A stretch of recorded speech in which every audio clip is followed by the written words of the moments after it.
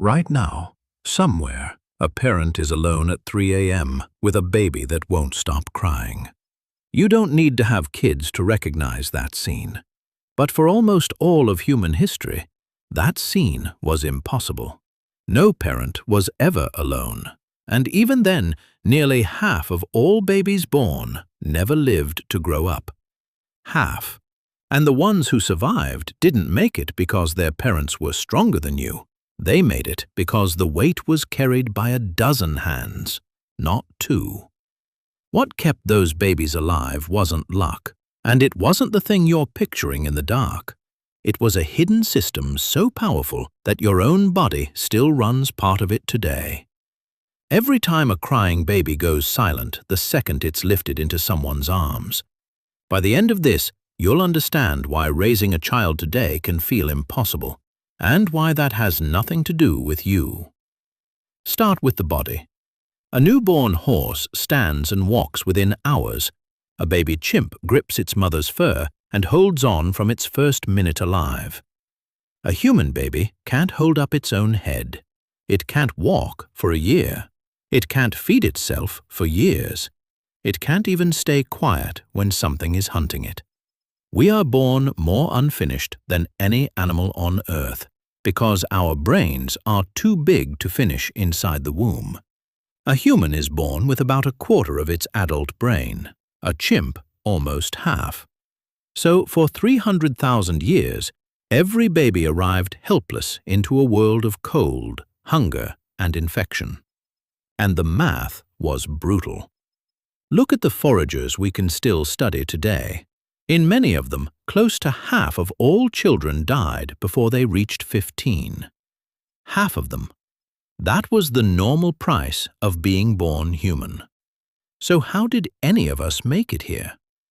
In 2009, the anthropologist Sarah Blaffer Hrdy laid out an answer that should change how you see your own exhaustion. Humans, she argued, are not like other apes. A mother chimp raises her baby almost entirely alone, and if another chimp reaches for her infant, she attacks. We did the opposite. Hrdy called us cooperative breeders, a species that evolved to raise its young as a group, not because it was sweet, but because a single pair of hands was never enough to keep a big-brained, helpless baby alive. Picture it. Among the Ife foragers of the Ituri forest, a single baby is passed between as many as 14 different people in one day. Aunts, older sisters, grandmothers, neighbors who aren't even related. Some of them nurse the baby themselves. The child is almost never on the ground, and almost never with only one person. And here's the part that breaks the modern picture in your head. We tell ourselves that fathers staying close to babies is something new, a modern, gentle invention. It isn't.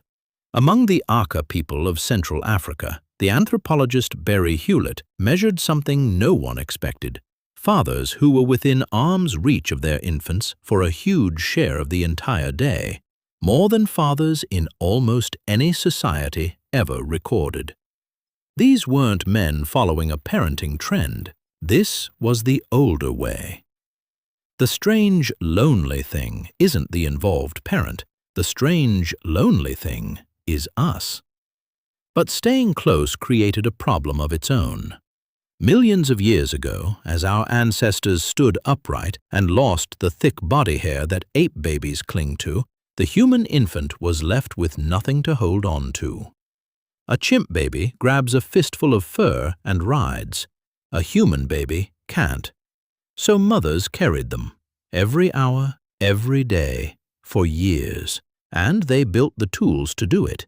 Slings from animal hide and woven plant fiber, some of the first technology our species ever made. Not a weapon, not a blade, a way to keep a baby against a warm body while your hands did everything else. Because a baby set down on the ground was a baby that could be lost. And there was a second tool, one you can't see because it's built into the baby itself. In 2013, a team at Japan's Riken Institute led by the neuroscientist Kumi Kuroda, attached tiny heart monitors to infants and watched what happened when a mother stood and walked with them. Within seconds, the babies stopped squirming. They stopped crying. Their heart rates dropped. The researchers called it the transport response, a calming reflex that switches on the instant a baby is carried, and it shows up in mice the same way. Think about what that means. The likely reason it exists, out in the open, a crying infant is a sound that travels, and a quiet one travels with the group. A baby that calms the moment it's lifted is a baby that doesn't give everyone away. And your child still does this right now. When you pick up a screaming newborn and it suddenly softens against your chest, that isn't only comfort. That's a reflex older than language, still running inside a body that thinks it's being carried to safety. Which brings us to the thing everyone gets wrong.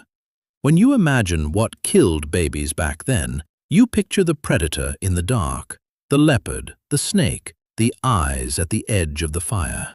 But that's almost never what took them. Look closely at the forager data, and the real killer is quieter and far more ordinary. Infection, stomach illness, lung disease, the slow, invisible things, not the fangs. The danger was never mostly out there in the dark. A huge share of it was already inside the camp, in the water, in a fever no one could name. And against that, the only medicine our ancestors had was each other. So they fed them in ways that would make a modern parent flinch. Mothers nursed for 2, 3, sometimes 4 years, not by choice, but because there was no formula, no bottle, no water clean enough for an infant. And when milk wasn't enough, there was no jar of mashed fruit. A mother or grandmother chewed the food soft in her own mouth and passed it, mouth to mouth, into the child's. Now, you may have heard that breastfeeding worked as natural birth control. That's only half true, and the half that's missing matters. In 1980, the researchers Melvin Connor and Carol Worthman studied Kung mothers and found it wasn't breastfeeding itself that delayed the next pregnancy. It was the pattern, nursing constantly, day and night, for years. And that pattern was only possible because the whole group carried the child with her. Take away the village, and the brake stops working. We kept the babies. We lost the system that spaced them. And then there's the part of this story almost no one sees coming. Most animals die not long after they can no longer reproduce. There's no obvious reason for a body to keep running once its genes are passed on. Yet human women live for decades after they can have children. Why? In 1998, the anthropologist Kristen Hawkes published an answer drawn from years among the Hadza of Tanzania, one of the last foraging peoples on Earth. She found that the older postmenopausal women weren't fading into the background. They were among the hardest working foragers in the whole band, spending hours in the heat digging deep tubers that small children could never reach, and feeding those calories straight to their grandchildren. That changed everything. Because grandmother was feeding the older child, a mother could have her next baby sooner without starving the last one. Hawkes called it the grandmother hypothesis. The reason women outlived their fertility at all is that grandmothers who fed their grandchildren left more descendants behind. Your long life may exist because, 300,000 years ago, an old woman with a digging stick refused to let a child go hungry. And we're not the only ones. In 2015, a team led by Darren Croft and Lauren Brent found the same thing in the ocean. Killer whales, one of the only other species that goes through menopause, are led by old post-reproductive females who guide the pod to food in hard times. Across 2 completely different branches of life, evolution reached the same conclusion. Keep the grandmothers. They are how the young survive. So bring it back to that room at 3 a.m. For 300,000 years, the average mother had somewhere between 5 and 15 people helping her raise each child every single day. Today, in most of the world, that number is 2, often 1. No grandmother down the path, no aunt in the next shelter, no one coming to take the baby so you can close your eyes for an hour. If that lands somewhere deep, that's not guilt, that's the memory. Tap the like if you felt it. It helps people who need to hear this find it. And I want to know, who was your village? Or are you the one doing it alone right now? Tell me below. You are not weak, and you are not failing. You are simply doing alone what no human was ever meant to do alone. And the exhaustion you feel is the memory of everyone who should have been standing beside you.